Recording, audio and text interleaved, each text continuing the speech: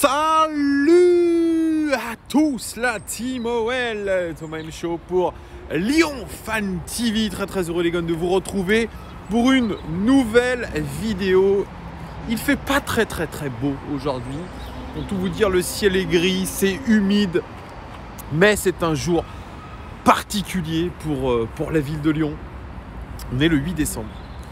Et chaque 8 décembre, il se passe quelque chose d'unique dans cette ville. Je vais vous raconter un petit peu cette petite histoire très rapide. Une première église dédiée à la Vierge est construite à Fourvière en 1168. Elle est ravagée lors des guerres de religion qui opposent catholiques et protestants. C'était en 1562.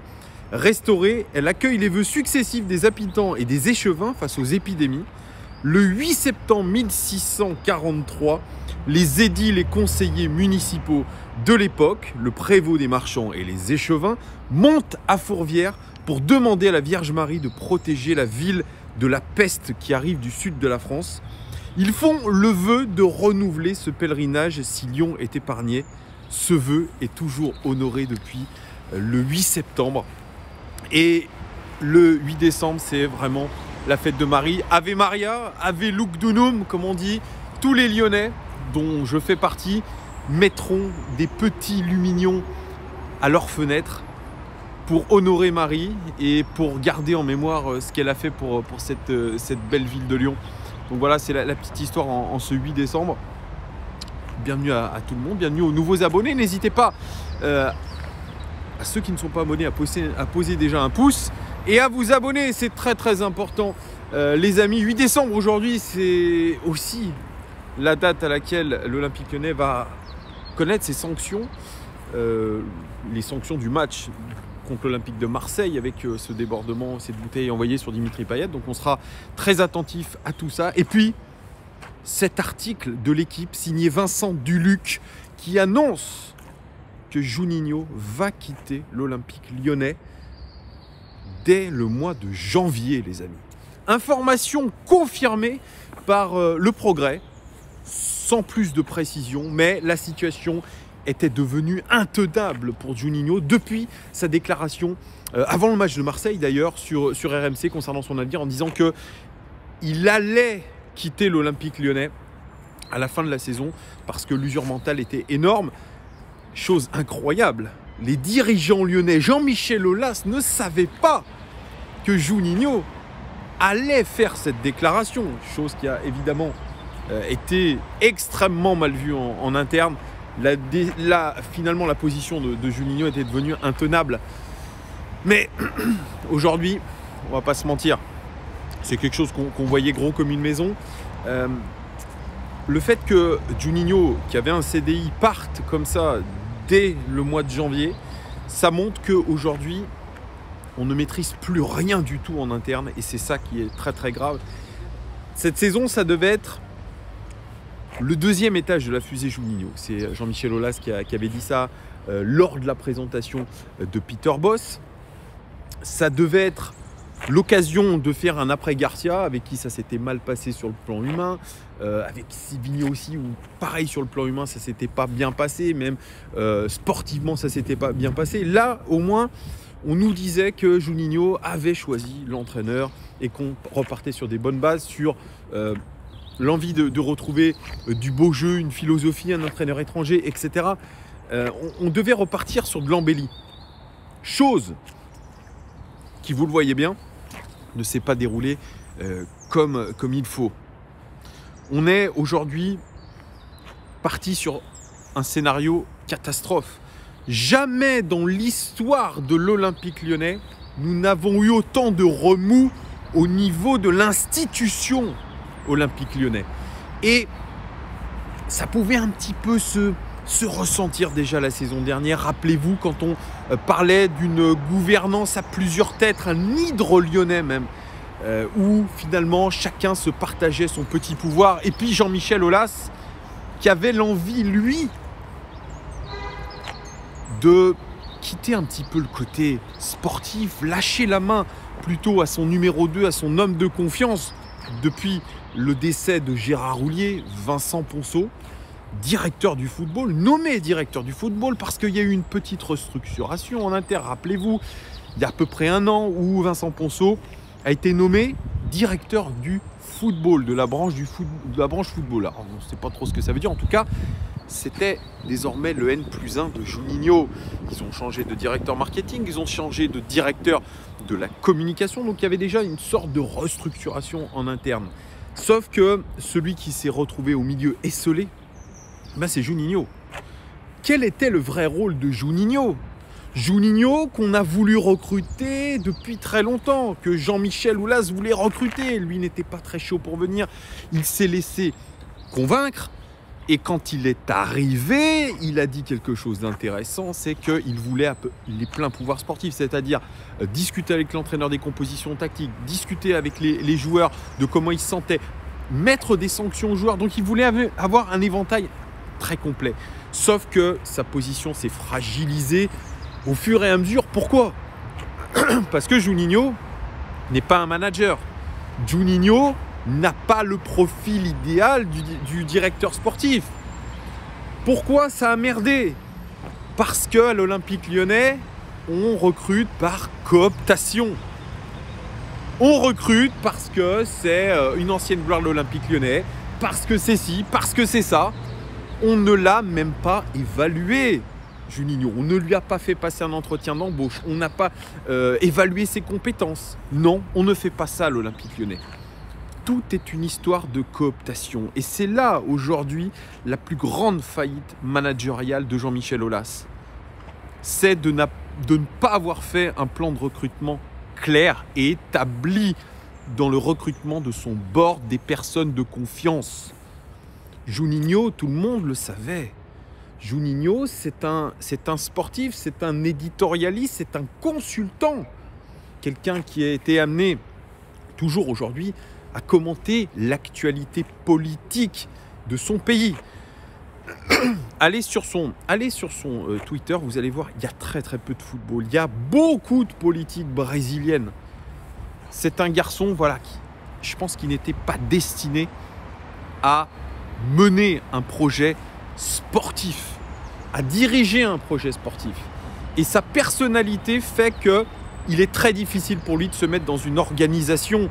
Parce qu'on commence à comprendre que Juninho, il a le sang chaud, parce que Juninho, il est capricieux, parce que Juninho, il a du mal à faire la part des choses.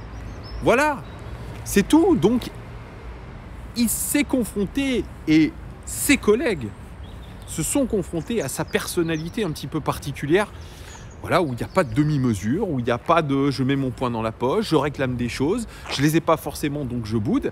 Et puis, il se heurte à quelqu'un comme Vincent Ponceau, qui lui aussi a du mal à appréhender son poste de directeur du football, tout simplement.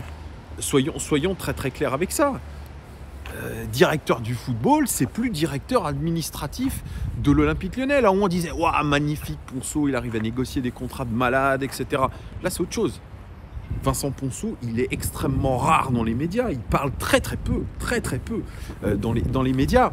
Et on voit que c'est quelqu'un qui n'a au final pas l'envergure du tout du poste de directeur du football. Et quand il parlait d'ailleurs de ses relations avec Juninho en 2019, il me semble, il disait avec Juninho, c'est vrai qu'on a deux personnalités qui sont complètement différentes l'un de l'autre. Il pleut, je me mets à l'abri. Il dit moi j'ai le sang froid et lui il a le sang chaud, mais voilà, il faut arriver à réussir à se canaliser. Mais je peux vous dire que on va y arriver puisque Juninho est une très belle personne, il a une belle personnalité, donc ça va marcher. Non, tu vois bien que non. Aujourd'hui, finalement, le départ de Juninho, la déclaration, sans qu'on ait regardé au préalable ce qu'allait dire Juninho, ça c'est très grave, je l'avais déjà dit, dans un club hyper contrôlé où on contrôle la moindre... Là, on ne contrôle pas la déclaration de Juninho. Je rappelle que sa déclaration sur RMC était enregistrée. C'est-à-dire qu'on aurait pu demander à couper au montage. Sauf que cette déclaration, elle n'a pas été contrôlée. Alors, est-ce qu'on faisait une confiance à Juninho ? Est-ce qu'il avait demandé à ce qu'on ne contrôle pas ce qu'il allait dire ? C'est possible aussi, mais pour moi, c'est déjà une faille. Et qui dit faille de communication, dit le directeur de la communication qui est mis en cause, lui aussi. Florent Deligia, Je suis désolé, c'est une faille énorme de communication et c'est surtout, je vais dire, cet événement-là, cette interview-là qui a mis le feu aux poudres. Déjà que la poudre était bien présente, on l'avait vu ces derniers temps, la situation sportive était compliquée. Il y avait déjà des rumeurs dans ce sens-là. Il y a eu une fin chaotique avec Rudy Garcia. Rudy Garcia d'ailleurs qui n'avait pas tous les torts, hein, attention. Rudy Garcia, mine de rien, sur ces dernières années, c'est peut-être l'entraîneur qui a eu le plus de réussite sportive. On rappelle, demi-finale quand même de Ligue des Champions. Il nous a récupéré, on était à la 14e place du championnat. On fait la demi-finale de Champions League. On se qualifie quand même pour une Coupe d'Europe. On fait quand même 76 points sur la saison. On fait une finale de Coupe de la Ligue avec lui. Quand il part de Marseille aussi, bien sûr, il part d'une manière chaotique, mais il finit quand même, je crois, à un point derrière nous sur la qualification en Champions League, qu'on avait d'ailleurs eu à l'arraché. Il fait une finale de Coupe d'Europe dans notre stade contre l'Atlético Madrid qui est perdu. Donc, finalement, par rapport à ce qu'on vit actuellement, ce qu'avait apporté Rudy Garcia est carrément bien meilleur que ce que fait actuellement Peter Bosz. Pardon, je suis désolé, j'ai un petit chat dans la gorge. Mais vous voyez, cette interview, elle a tout déclenché. Finalement, elle a été finalement comme...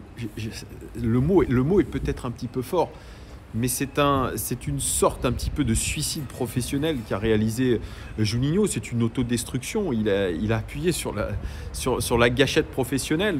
Il a fait exploser son poste. Il le savait très bien qu'il n'allait pas pouvoir tenir très très longtemps et qu'il devait plier bagage au plus vite. Alors je ne sais pas s'il y a des préavis dans le contrat, etc. Il avait un CDI. Ça, ce n'est pas le problème. Mais en tout cas, ce départ de Juninho est surtout le symbole d'une faillite complète du management du Board lyonnais.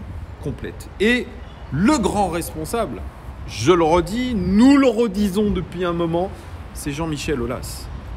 Jean-Michel Aulas qui avait cette fibre à une époque, grandes années de l'Olympique lyonnais, il avait cette fibre managériale, il avait ce côté un petit peu taquin, il allait au front pour défendre son club, il avait cette provocation, il avait ce génie qui aujourd'hui a disparu. Et qu'aujourd'hui, très clairement, les amis, il n'est plus du tout dans le coup. Il n'est plus du tout dans le coup. Et c'est très grave. Parce qu'aujourd'hui, l'Olympique lyonnais est complètement, finalement, je dirais, sans objectif, sans vision, je vais dire plutôt à moyen terme, vision sportive à moyen terme. Parce que vous allez me dire, Thomas, niveau business, ça c'est top. Ah bah oui, c'est sûr.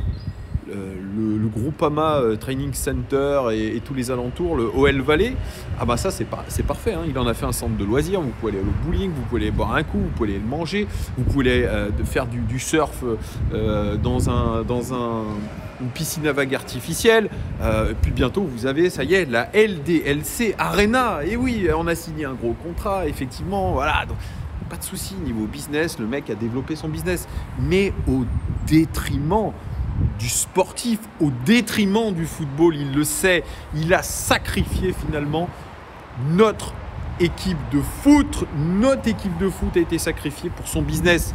Je pense que c'est pas volontaire de sa part. Je pense qu'il se disait, ça va rouler.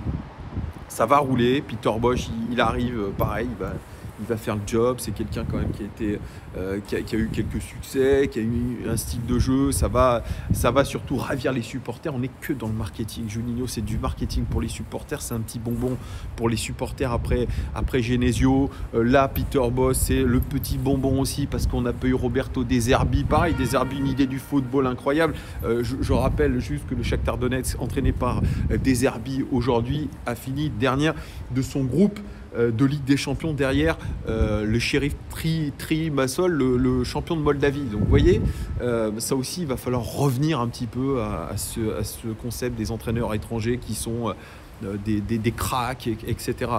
Arrêtons un petit peu, mais c'est un autre sujet.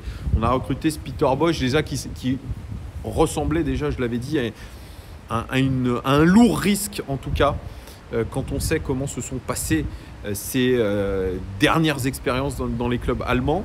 Rien que ça, déjà, aurait pu mettre la puce à l'oreille. Quand j'entends Jean-Michel Aulas nous dire à l'époque, j'ai appelé Roland Courbis, un de ses anciens coéquipiers du côté de Toulon, et qui m'a dit Vas-y Jean-Michel, c'est top.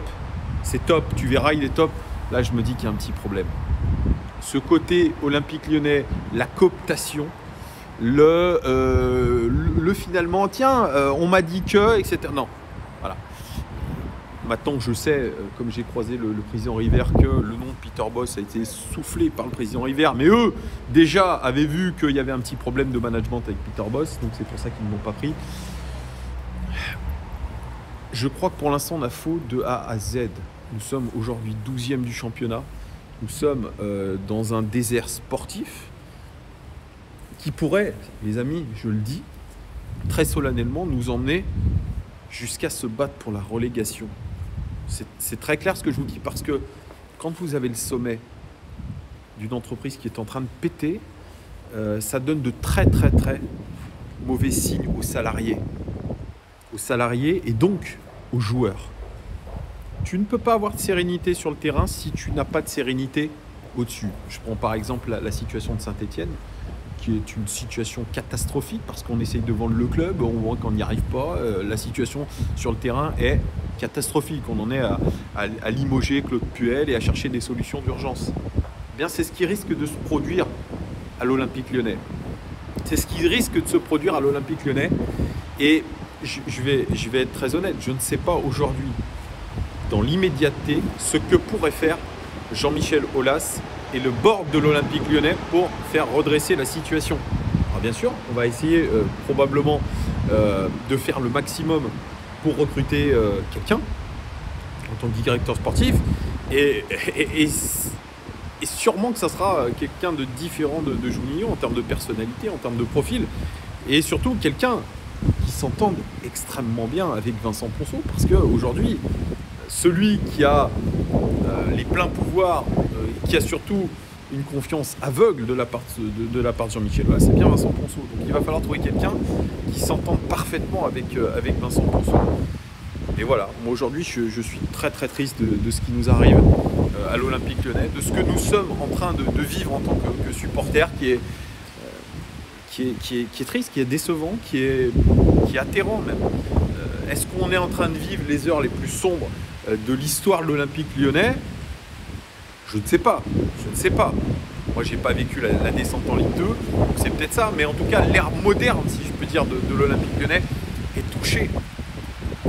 Parce que c'est une succession d'erreurs manifestes qui, aujourd'hui, nous poussent à nous poser de très lourdes questions en tant que supporters. Et je finirai sur le fait que ce club-là est un club, je pense, qui pète plus haut que son cul.